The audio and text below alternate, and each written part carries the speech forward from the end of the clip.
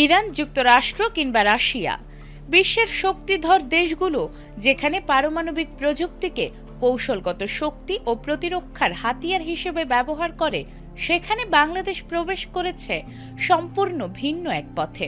রূপপুর পারমাণবিক বিদ্যুৎ কেন্দ্রের চুল্লিতে ইউরেনিয়াম জ্বালানি প্রবেশের মধ্য দিয়ে দেশটি শুরু করেছে পারমাণবিক শক্তির নতুন অধ্যায়। তবে এই অর্জনের পরই সাধারণ মানুষের মনে উঠেছে একটি গুরুত্বপূর্ণ প্রশ্ন: এই ইউরেনিয়াম কি পরমাণু বোমা তৈরিতে ব্যবহার করা সম্ভব?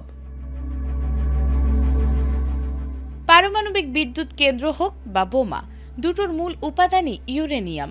তবে ব্যবহারের ধরন ও প্রযুক্তিগত পার্থক্যই এখানে মূল বিষয়। প্রকৃতিতে পাওয়া ইউরেনিয়ামে প্রধানত দুই ধরনের আইসোটোপ থাকে, ইউরেনিয়াম 238 এবং ইউরেনিয়াম 235। এর মধ্যে ইউরেনিয়াম 235 মূলত শক্তি উৎপাদনে কার্যকর, যদিও এর পরিমাণ খুবই কম, মাত্র 0.7%। এই ইউরেনিয়াম 235-এর পরিমাণ বাড়ানোর প্রক্রিয়াকে বলা হয় সমৃদ্ধকরণ।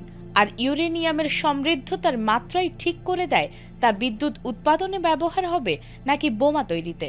রূপপুর পারমাণবিক বিদ্যুৎ কেন্দ্রে ব্যবহৃত ইউরেনিয়াম মাত্র 3 থেকে 5% পর্যন্ত সমৃদ্ধ করা হয়।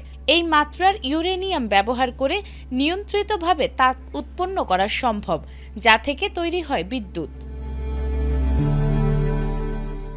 অন্যদিকে পরমাণু বোমা তৈরির জন্য প্রয়োজন প্রায় 90% সমৃদ্ধ ইউরেনিয়াম, যা অস্ত্রমানের হিসেবে পরিচিত। এই পর্যায়ে পৌঁছাতে অত্যন্ত জটিল, ব্যয়বহুল এবং উচ্চ প্রযুক্তি নির্ভর অবকাঠামো প্রয়োজন, যা বাংলাদেশে নেই।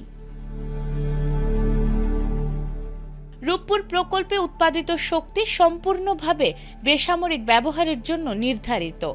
আন্তর্জাতিক পর্যায়ে আন্তর্জাতিক পারমাণবিক শক্তি সংস্থার কঠোর তত্ত্বাবধানে পরিচালিত হচ্ছে পুরো কার্যক্রম। রাশিয়া থেকে সরবরাহকৃত প্রতিটি জ্বালানির হিসাব রাখা হয় এবং এর ব্যবহার নিশ্চিত করা হয় শুধুমাত্র বিদ্যুৎ উৎপাদনের জন্য।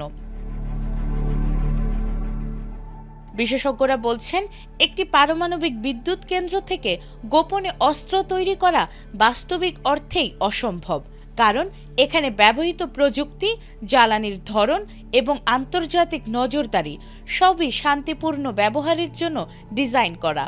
অর্থাৎ পারমাণবিক শক্তির এই নতুন যুগে বাংলাদেশ এগোচ্ছে উন্নয়ন ও স্থিতিশীলতার পথে, ভয় নয় বরং সম্ভাবনার বার্তা নিয়েই।